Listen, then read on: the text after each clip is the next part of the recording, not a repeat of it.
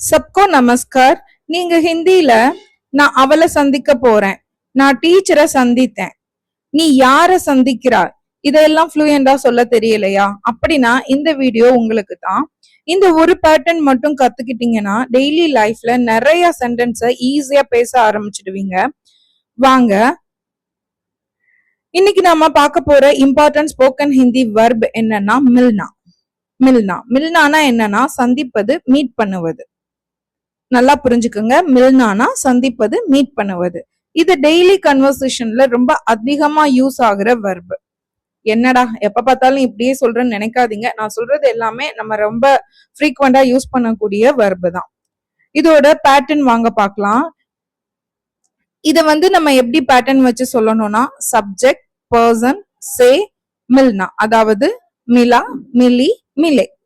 சேனா உடன் யாரை மாதிரி வரும். ஓகே, அதாவது இந்த சேங்கிற ஒரு வேர்டு எஸ் இ சேங்கிறது உடன் யாரை இந்த மாதிரி ஒரு மீனிங்ல வரும்.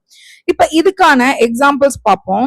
மே ராம் சே மில்னா சாத்தா ஹூம், நான் ராமை சந்திக்க விரும்புகிறேன்.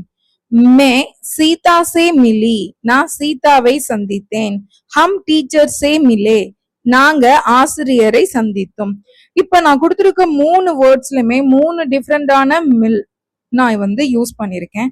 ஃபர்ஸ்ட் ஒன்ல மில்னா அப்படின்னு போட்டிருப்பேன், செகண்ட்ல மிலி அப்படின்னு போட்டிருப்பேன், அடுத்து மிலே அப்படின்னு போட்டிருப்பேன்.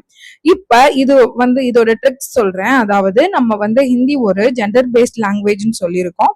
அதுல நம்ம மிலா அப்படின்னு சொன்னா அது மேல் ஜெண்டரை, மிலினா ஃபிமேல் ஜெண்டரை, மிலேனா ப்ளூரல் அண்ட் ரெஸ்பெக்ட குறிக்குங்கிறது தான் நான் ஆரம்பத்துல இருந்தே சொல்லிட்டு வரேன். ஸோ உங்களுக்கு இதை நான் ரொம்ப டீடைலா எக்ஸ்பிளைன் பண்ண தேவையில்லைன்னு நினைக்கிறேன். இப்போ உங்களுக்கு புரிஞ்சதா?